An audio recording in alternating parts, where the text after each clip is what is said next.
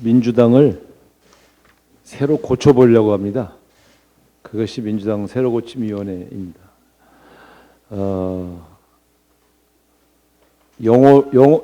한문으로 말하면 혁신이라고 하지만 저는 이걸 좀 우리 순수한 말로 새로 고쳐서 잘 써보자 이런 위원회고요.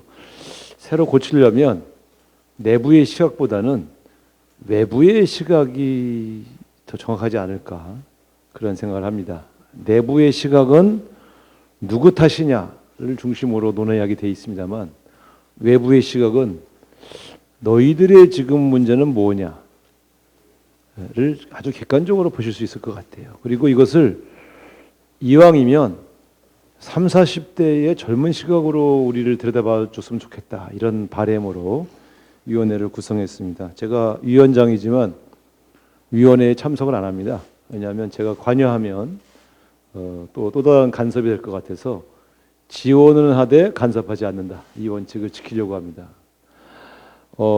지금 오신 5분의 이분들은 기본적으로 20대, 30대, 40대를 중심으로 위원회를 구성했고요. 이분들의 시각으로 민주당에 대한 애정을 가지고 민주당을 잘 분석해 주시고 앞으로 민주당이 10년간 나가야 할 방향을 잘 제시해 줬으면 좋겠다. 그런 바람으로 모셨습니다.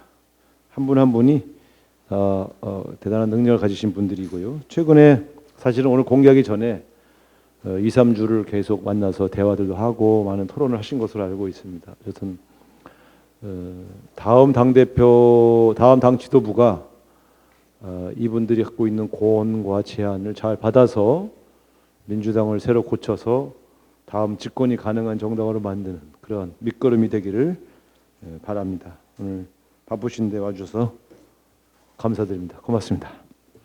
예, 우리 당을 아끼고 또 사랑하면서 또 우리 당에 정말 도움이 될 쓴소리를 해주시기 위해서 모이신 거라고 믿고 있습니다.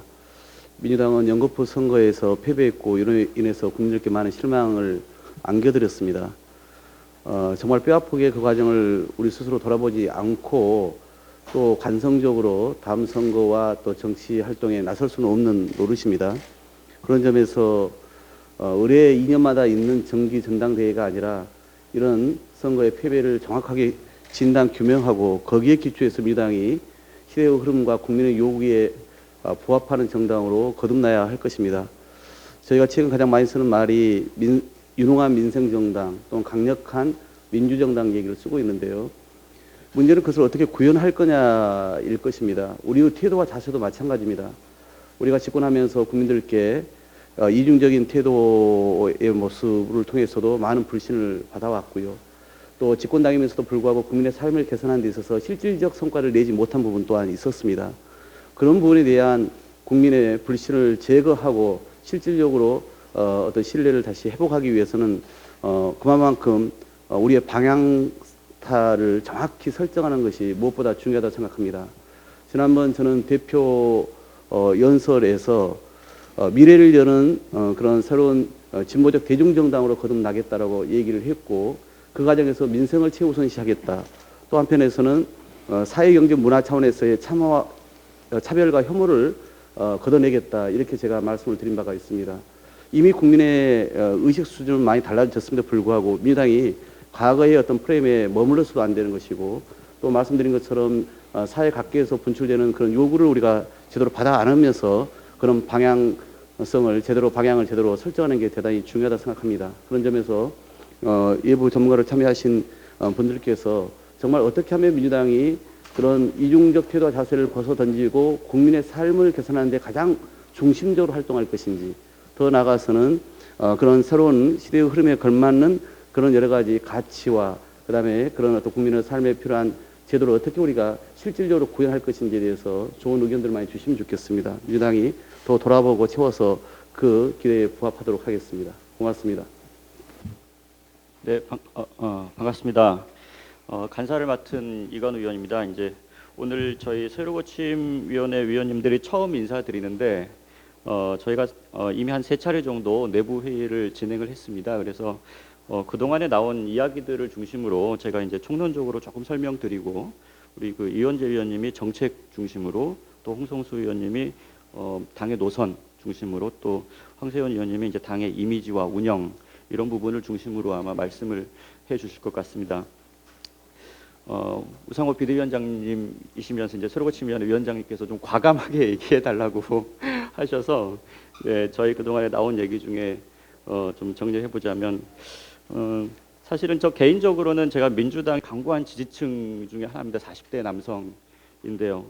저한테 민주당이라고 했을 때 이제 사실 제일 먼저 떠오르는 거는 역시 김대중, 노무현, 김근태 이런 이제 그 민주당의 지도자분들, 그리고 또 이분들이 독재와 싸워서 이제 민주주의를 가져오시는데도 대단히 큰 역할을 하셨지만, 민주당 안에서 민주주의의 가치를 또 적용하고 또 그것을 국민들에게 보여주기 위해서 대단히 노력하셨다고 생각합니다.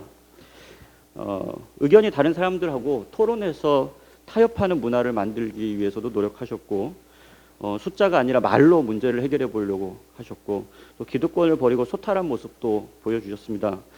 그렇게 해서 민주당이 제 기억 속에는 품위 있고 합리적인 민주주의자들의 정당이다, 이런 이미지가 있었는데, 지금 아마 우리 국민들께서 민주당에 대해서 좀 실망하시는 부분, 아쉬워하시는 부분, 그런 부분들이 있지 않을까라고 생각합니다.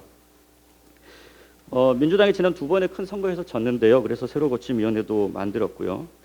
선거에서 진 이유가 여러 가지 있겠습니다만은 민주당이 좀 매너리즘에 빠져 있는 것이 아닌가라는 이야기를 저희가 했습니다. 그래도 우리가 정책이나 노선, 태도, 진심, 도덕성 이런 부분에서 저쪽 당보다는 낫지 않느냐라고 하는 그런 생각이 당내에 많이 있는 것 같습니다. 이제 미국 민주당에 대한 책 제목이긴 한데, 민주당의 착각과 오만이 아닌가 그런 생각하게 됩니다. 지금 민주당은 국민들이 보기에 젊지도, 유능하지도, 진보적이지도, 도덕적이지도, 민주적이지도 않은 정당, 그런 이미지가 있는 것 아닌가 생각합니다.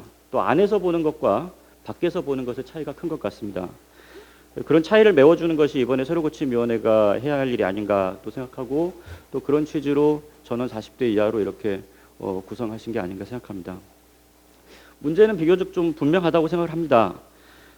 대선에서는 2016년 촛불연합 지지층을 유지하지 못해서 소위 이탈민주가 발생을 했고, 또 지방선거 같은 경우에는 40대와 호남 이 지지층에서 아예 투표를 안 하는 현상도 있었습니다.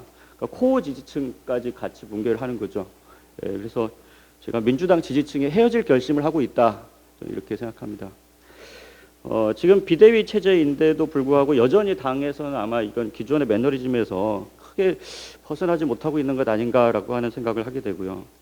아마 그 기저에는 아마 정부 여당이 좀 잘못하게 돼 있으니까 우린 좀 가만히 있다가 기다려서 반사 해결을 노리면 된다, 이런 생각들이 좀 있지 않는가라는 생각을 합니다.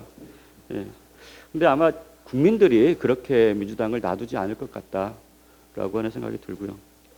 그래서 2012년 대선 이후에 이제 민주당이 절치부심하고 또 그동안에 집권도 하고 했는데 10년 만에 대단히 중대한 위기가 찾아왔다는 생각이 들고요. 그래서 저희 새로고침위원회가 뭐 한 달여 정도 되는 짧은 시간이라서 어떤 종합적인 진단까지는 못 가겠지만, 그래도 최선을 좀 다해서 민주당이 좀 뭐부터 고쳐 나가야 되겠다라고 하는 큰 방향 정도는 잡을 수 있는 그런 결과를 내기 위해서 저희 위원들이 다 함께 노력하겠습니다. 네, 감사합니다. 네, 안녕하세요. 랩2050 이원재입니다. 제가 민주당은 한국 사회에서 정말 혁신의 기수였고, 민주당은 정책 정당이고 정책 비전으로 한국 사회를 많이 바꿨다, 이런 얘기를 저희 위원회 비공개 회의할 때 했다가 굉장히 많은 의구심을 자아냈었는데요. 제가 거의 다 설득한 것 같습니다. 제가 왜 그렇게 생각했냐면, 제일 오랜 기억은 김대중 전 대통령이신데 벤처기업과 코스닥을 사실상 일으켰다고 보고, 지금의 벤처 생태계는 사실 김대중 대통령 때의 정책으로 시작됐다고 저는 생각을 합니다.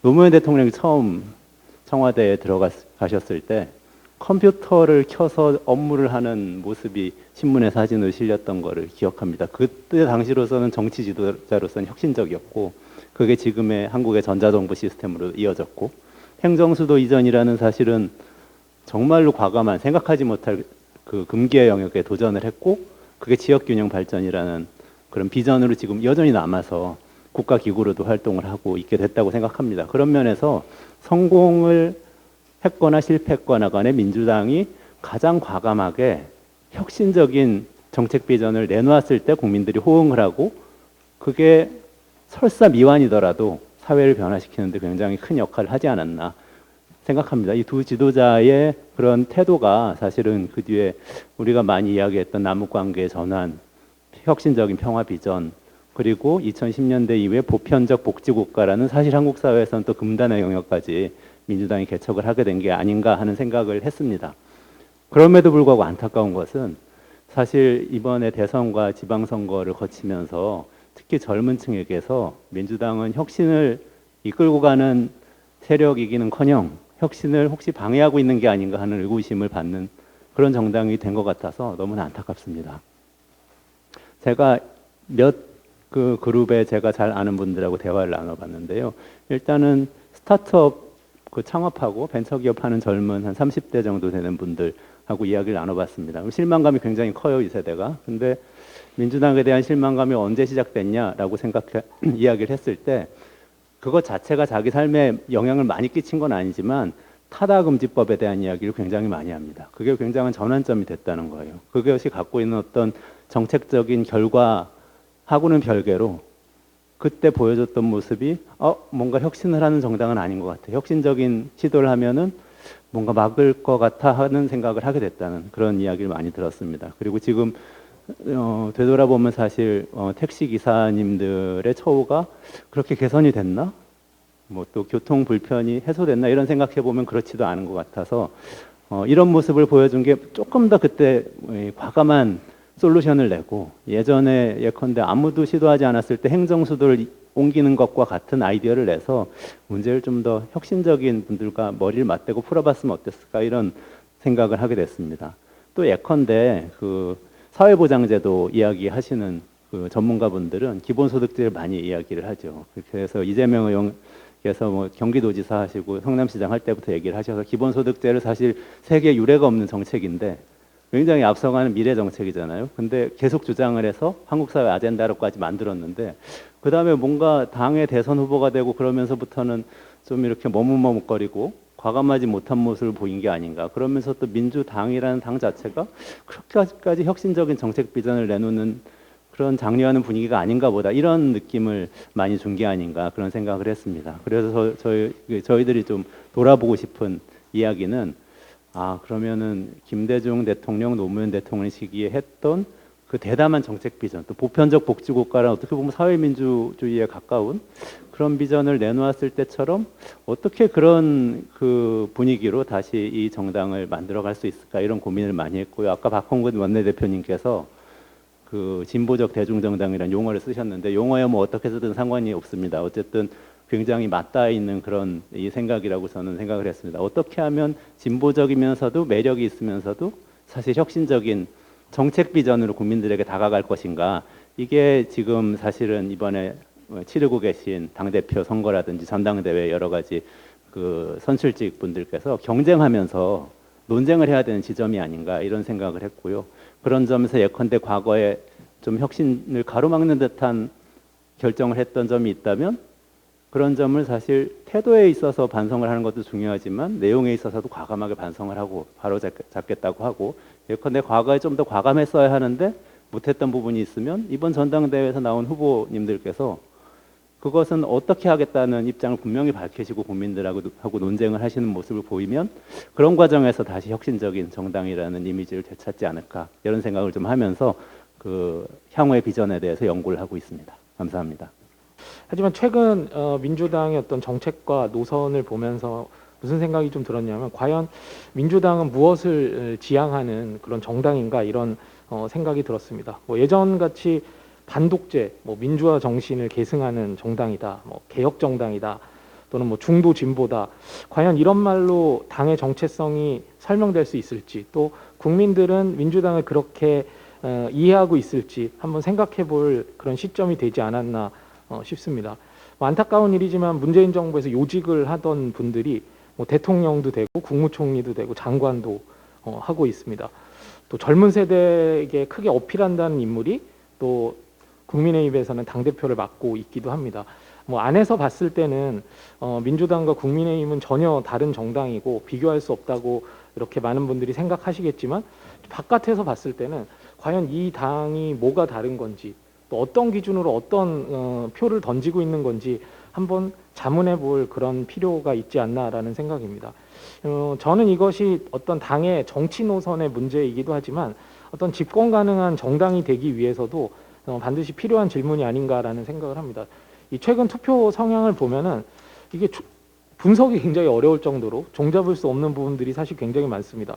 뭐 예를 들면 문재인 정부가 출범할 때 대선 때만 해도 젊은 세대의 지지는 정말 강력했었고 뭐 40대에도 굉장히 강력한 지지를 보냈었습니다. 근데 그들은 이제 더 이상 상수가 아닙니다.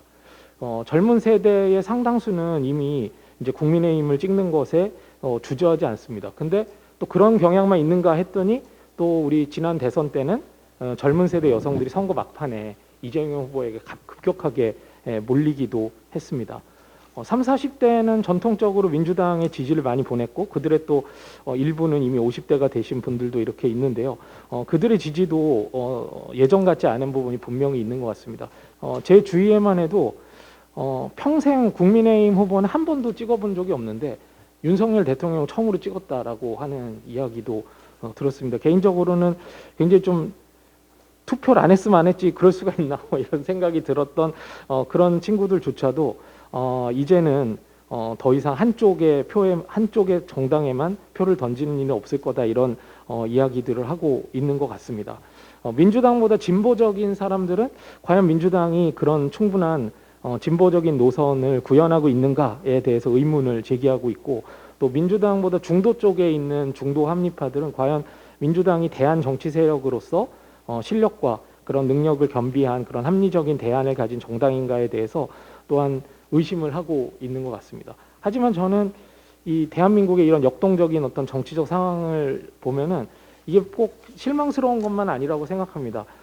윤석열 대통령이 실망스러운 행보를 조금 보이니까 놀라울 정도로 또 빠른 속도로 지지를 철회하기도 합니다. 어떻게 보면 지금은 민주당에 있어서도 굉장히 큰 위기이기도 하지만 또 기회가 될 수 있는 부분이 아닐까라는 생각입니다.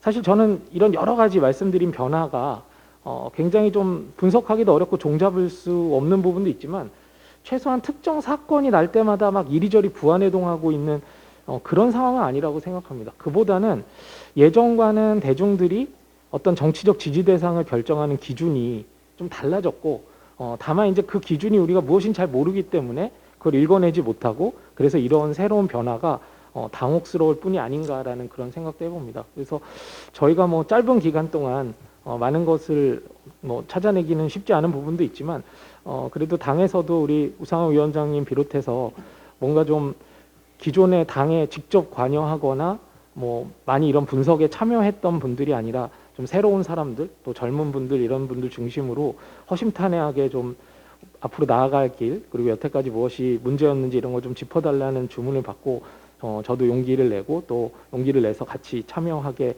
됐습니다. 짧은 기간이지만 당이 걸어가야 될 미래에 대해서 한번 허심탄회하게 얘기 나눠보고 또 제안도 해보고 싶습니다. 많은 관심과 지원 부탁드립니다. 감사합니다. 황세원입니다. 저는 일을 연구하는 일자리를 특히 청년과 비정규직 지방도시에서의 일자리를 연구해온 관점에서 참여를 하려고 하고요. 네. 들리시나요? 됐나요? 네.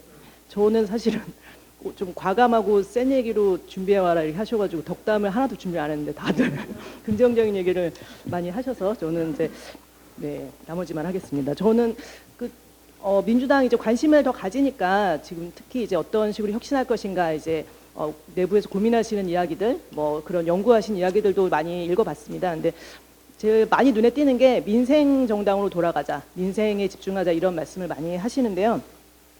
그런 말을 들어도 왜 혁신적으로 들리지 않을까? 왜 뭔가 달라질 것처럼 기대되지 않을까 하는 점을 좀 말씀드리려고 합니다. 사실은 민생 문제라고 하면은 그 안에 모든 민생의 현장에는 이해 충돌이 있지 않습니까? 예, 그러니까 뭐 최저임금 올리라고 했더니 영세 자영업자들이 반발한 것처럼 모든 현장에는 이해 충돌이 있습니다.